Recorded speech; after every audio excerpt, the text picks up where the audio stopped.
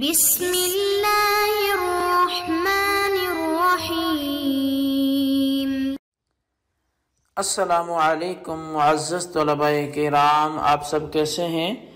آج ہم معطا امام محمد کے سبق نمبر 167 کو پڑھیں گے۔ آج کے ہمارے سبق کا جو عنوان ہے وہ ہے وادی محصر کا بیان۔ اچھا، وادی محصر میں چلنے کے حوالے سے تو ہم آج کے سبق میں پڑھیں گے ہی، لیکن ایک اور باب بھی ہے جس پر ہمارا آج ہی کے سبق میں کلام ہوگا۔ وہ باب اس کے ساتھ ہی آگے متصل ہے، باب الصلاۃ بالمزدلفۃ، مزدلفہ میں نماز پڑھنے کے حوالے سے یہ باب ہے۔ تو خیر وہ حدیث بھی ہم پڑھیں گے، اس میں جو تفصیل ہے وہ تو کافی حد تک ہو بھی چکی ہے، لیکن جو حدیث ہیں وہ بھی پڑھیں گے، اور اس کے ساتھ ساتھ ہم بطن محصر کے حوالے سے آغاز کرتے ہیں۔ امام محمد رحمۃ اللہ علیہ آپ لکھتے ہیں کہ اخبرنا مالک اخبرنا نافع ان ابن عمر كان يحرك راحلته في بطن محصر كقدر رمية بحجر۔ امام محمد رحمۃ اللہ علیہ آپ بیان فرماتے ہیں کن سے؟ امام مالک سے، اور امام مالک فرماتے ہیں کہ ہمیں خبر دی ہے حضرت نافع نے، اور حضرت نافع رضی اللہ تعالی عنہ نے حضرت عبداللہ بن عمر سے بتایا کہ وہ اپنی سواری کو بطن محصر سے پتھر پھینکنے کی دوری تک ذرا تیز چلاتے تھے۔ قال محمد وَهَذَا كُلُّهُ وَاسِعٌ إِنْ شِئْتَ حَرَّكْتَ وَإِنْ شِئْتَ سِرْتَ عَلَى هَيْنَتِكَ بَلَغَنَا أن النبي صلى الله عليه وسلم قال في السيرين جميعا عليكم بالسكينة حين أفاض من عرفة وحين أفاض من المزدلفة۔ امام محمد رحمۃ اللہ علیہ حدیث پاک لکھنے کے بعد احناف کا نظریہ بیان کرتے ہوئے، اور جیسا کہ یہ پیچھے گزر بھی چکا ہے پچھلے دروس میں، تو آپ فرماتے ہیں کہ ان تمام باتوں میں وسعت ہے۔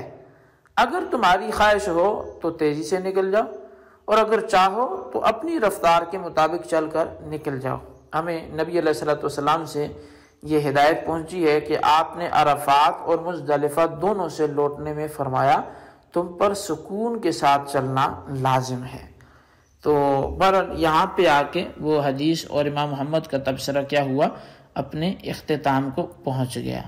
اچھا، سیدنا حضرت عبداللہ بن عمر رضی اللہ عنہما وادی محصر سے تیز رفتاری سے گزرے، تو یہ وہ جگہ ہے جہاں ابرہہ نامی بادشاہ ہاتھی لے کر خانہ کعبہ کو گرانے کے لیے آیا تھا، اور اس کا جو تفصیلی واقعہ ہے وہ سورۃ الفیل الم تر کیف فعل ربک باصحاب الفیل، اس کی آپ تفسیر پڑھ سکتے ہیں اور وہاں دیکھ سکتے ہیں۔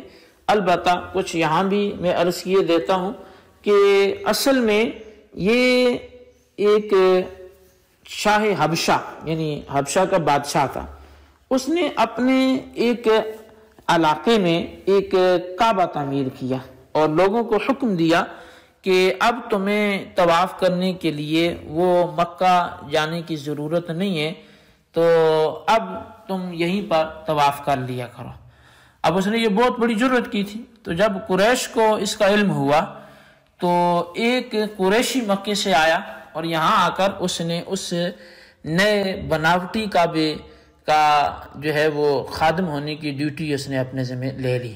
اچھا، جب لوگوں کو اس کی خدمت پر اعتماد آ گیا تو اس کی چابیاں اس کے سپرد کر دی۔ اب اس قریشی نے موقع پار کر بہت سی گندگی رات کے وقت بناوٹی کعبے میں مل دی، اور راتوں رات مکہ شریف کی طرف بھاگ نکلا۔ اچھا، صبح جب لوگ اٹھے اور اپنے کعبے پر گندگی پڑی دیکھ کر وہ سخت جو ہے متنفر ہوئے، اور شاہ حبشہ جو تھا اس نے غصے میں آ کر ابرہہ کو ہاتھیوں کے ساتھ خانہ کعبہ پر حملہ کرنے کے لیے بھیج دیا۔ اچھا، جب یہ لشکر وادی محصر پہنچا تو سب سے بڑا ہاتھی وہ محمود نامی تھا، یعنی اس ہاتھی کا نام محمود تھا، تو وہ ہاتھی رک گیا اور سختی کے باوجود وہ آگے نہ بڑھا۔ اب امام زرقانی نے یہ جو ہے وہ لکھا ہے کہ یہی ابرہہ نبی علیہ الصلوۃ والسلام کے دادا عبد المطلب کی اونٹنیاں لے گیا، آپ ان کی واپسی کے لیے ابرہہ کے پاس تشریف لے گئے، کیونکہ آپ متولی تھے خانہ کعبہ کے، تو آپ کی پیشانی سے نور کا خط لگتا دیکھ کر محمود ہاتھی سجدے میں گر گیا۔ چنانچہ وہ لشکر آپ کے سامنے مرغوب ہو گیا، وہ پریشان ہو گئے اور کھڑے ہو کر آپ کے دادا عبد المطلب کا استقبال کیا۔ وہ وقت ملاقات انہوں نے اپنی اونٹنیاں واپس کرنے کو کہا کہ میری اونٹنیاں مجھے واپس دو۔ تو ابرہہ جو تھا اس نے کہا عجیب بات ہے، تم اونٹنیاں واپس مانگ رہے ہو، ارے ہم تو کعبہ گرانے آئے ہیں، اس کی تمہیں کوئی حرج نہیں ہے اور فکر نہیں ہے، اور تم اپنی اونٹنیاں مانگ رہے ہو۔ تو آپ نے فرمایا کعبہ جانے، کعبے والا جانے اور تم جانو، آپ اونٹنیاں مجھے دے دو چونکہ وہ میری ہیں اور میں انہیں واپس لے کے جاؤں گا۔ تو آپ نے اونٹنی لی اور واپس آ گئے۔ اللہ تعالیٰ نے ابابیل کا ایک جھنڈ بھیجا جس میں سے ہر ایک نے 3 کنکریاں پکڑی ہوئی تھی، اور 2 پنجوں میں تھی اور 1 اس کی چونچ میں تھی۔ ہر کنکری سے ایک آدمی مرا۔ اس واقعے کو قرآن کریم نے، وہ پوری سورت ہے سورہ فیل، اس میں بیان فرمایا ہے۔ تو بہرحال وادی محصر میں ابرہہ کے لشکر پر عذاب نازل ہوا، اس لیے وہاں سے تیزی کے ساتھ گزر جانا چاہیے، کیونکہ جس جگہ اور جس مقام پر اللہ تعالیٰ کا عذاب نازل ہوا ہو وہاں سے تیزی کے ساتھ گزر جانا چاہیے۔ نبی علیہ السلام کا یہی معمول تھا۔ آپ جب سمود کی بستی سے گزرے تو فرمایا کہ اس وادی کے مکانات میں داخل نہ ہونا، یہ وہ مکانات ہیں جن میں رہنے والوں نے اپنے اوپر ظلم کیا تھا، ایسا نہ ہو کہ تم بھی کسی مصیبت میں گرفتار ہو جاؤ، روتے ہوئے اور سر کو جھکاتے ہوئے گزر جاؤ۔ ایک اور روایت کے مطابق لوگوں نے وہاں کے کنووں کا پانی نکال کر آٹا گوندا، تو آپ نے اس پر فرمایا جو پانی برتنوں میں موجود ہے وہ بہا دو اور گوندا ہوا آٹا اونٹوں کو کھلا دو۔ اس لیے حضرت عبداللہ بن عمر رضی اللہ عنہما اس وادی سے تیزی سے نکل گئے، کیونکہ نبی علیہ السلام سے عرفات سے مزدلفہ اور مزدلفہ سے منی جانے کے لیے آرام سے چلنا بھی مروی ہے، اس لیے وادی محصر میں تیز رفتاری واجب نہیں ہے، ہاں اچھا ہے۔ اس لیے امام محمد رحمۃ اللہ علیہ نے اس کے عدم وجوب یا استحباب کی خاطر کہا کہ آرام سے چلنا بھی نبی علیہ السلام کی روایت ہے۔ اس لیے مکمل سفر اگر آرام سے طے کیا جائے اور چند گز کا فاصلہ تیز قدم اٹھا کر چلا جائے تو اس قلیل مقدار کی تیزی کو سفر سکون اور آرام سے کرنے میں یہ جو ہے، یا سفر سکون اور آرام کہنے میں کوئی خلل نہیں آتا۔ تو اس لیے حدیث باب اور حدیث پاک جو ہے اور امام محمد رحمۃ اللہ کے قول میں کوئی منافات نہیں ہے۔ تو اس باب کی جو حدیث ہے اس میں اور امام محمد کے قول میں کوئی تضاد کی بات نہیں ہے۔ یہ اس کا بہترین ایک صورت ہو سکتی ہے کہ خاص وادی محصر سے تیز قدموں سے چلنا مراد ہو، اس کے علاوہ آپ سکون کے ساتھ اطمینان کے ساتھ چلتے ہوں۔ تو بہرحال یہ پہلا باب تھا۔ اب ہم دوسرے باب کی طرف پڑھتے ہیں۔ باب الصلاۃ بالمزدلفۃ، مزدلفہ میں نماز پڑھنے کے حوالے سے باب ہے۔ اخبرنا مالک اخبرنا نافع ان عبد اللہ بن عمر کان یصلی المغرب والعشاء بالمزدلفۃ جميعا۔ امام محمد فرماتے ہیں کہ ہمیں امام مالک نے حضرت نافع سے خبر دی، وہ کہتے ہیں کہ حضرت عبداللہ بن عمر رضی اللہ عنہما مزدلفہ میں مغرب اور عشاء اکٹھی پڑھا کیا کرتے تھے۔ اخبرنا مالک اخبرنا ابن شہاب عن سالم بن عبد اللہ بن عمر ان رسول اللہ صلی اللہ علیہ وسلم صلی المغرب والعشاء بالمزدلفۃ جميعا۔ یہ روایت بھی امام مالک بیان فرماتے ابن شہاب سے، وہ حضرت سالم بن عبداللہ سے، وہ عبداللہ بن عمر سے، اور وہ فرماتے ہیں کہ رسول اللہ صلی اللہ علیہ وسلم نے مزدلفہ میں مغرب اور عشاء کی نماز اکٹھی پڑھی ہے۔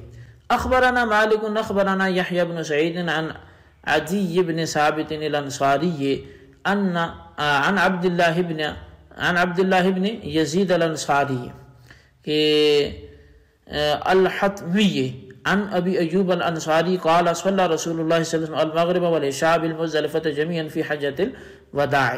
امام مالک نے امام محمد فرماتے ہمیں خبر دی، اور وہ فرماتے ہمیں یحییٰ بن سعید نے عدی بن ثابت انصاری سے، اور انہیں عبداللہ بن یزید انصاری ختمی نے وہ خبر دی ہے حضرت ابو ایوب انصاری سے کہ رسول اللہ صلی اللہ علیہ وسلم نے حجۃ الوداع کے موقع پر مزدلفہ میں مغرب اور عشاء اکٹھی ادا فرمائی۔ قال محمد وبهذا نأخذ لا يصلي الرجل المغرب حتى يأتي المزدلفة وَإِنْ ذَهَبَ نِصْفَ اللَّيْلِ فَإِذَا أَتَاهَا أَذَّنَ وَأَقَامَ فَيُصَلِّي الْمَغْرِبَ وَالْعِشَاءَ بِأَذَانٍ وَإِقَامَةٍ وَاحِدَةٍ وَهُوَ قَوْلُ أَبِي حَنِيفَةَ رحمۃ اللہ علیہ والعامة من فقہائنا۔ امام محمد رحمۃ اللہ علیہ فرماتے ہیں کہ ہمارا عمل یہ ہے کہ کوئی شخص مزدلفہ پہنچے بغیر نماز مغرب ادا نہ کرے، اگرچہ آدھی رات گزر چکی ہو۔ جب مزدلفہ آ جائیں تو ایک اذان اور ایک اقامت کے ساتھ مغرب اور عشاء اکٹھی ادا کرے۔ یہی امام اعظم امام ابو حنیفہ رحمۃ اللہ کا قول ہے، اور یہی ہمارے عام فقہائے کرام کا بھی قول ہے۔ اب چونکہ اس مسئلے کی تفسیر جو ہے وہ پوری تفصیل گزر چکی ہے، اس کے عادی کی ضرورت نہیں ہے۔ مختصر یہ ہے کہ 9 ذی الحجہ کو مغرب کی نماز کا وقت رات پڑھنے کے بعد مزدلفہ میں پہنچنے پر ہوتا ہے۔ آج اس نماز کا وقت یہی ہے، تو اس لیے آج بھی یہ نماز مغرب جو ہے وہ ایسے ہی ادا کی جائے گی۔ اسی لیے امام محمد رحمۃ اللہ نے فرمایا کہ آدھی رات ہو جائے تب بھی مغرب کا وقت موجود ہوگا، اور مغرب پڑے گا تو ہی ادا ہوگی۔ تو بہرحال یہ ہمارا آج کا سبق تھا، اس کو آپ اچھی طرح سمجھیں، اس کے خلاصے کو اپنے رجسٹر پر ضرور لکھیں۔ اللہ تبارک و تعالیٰ سے دعا کرتے ہیں جو کچھ ہم نے پڑھا سنا اسے یاد رکھنے کی توفیق نصیب فرمائے، آمین بجاہ النبی الامین صلی اللہ علیہ وسلم۔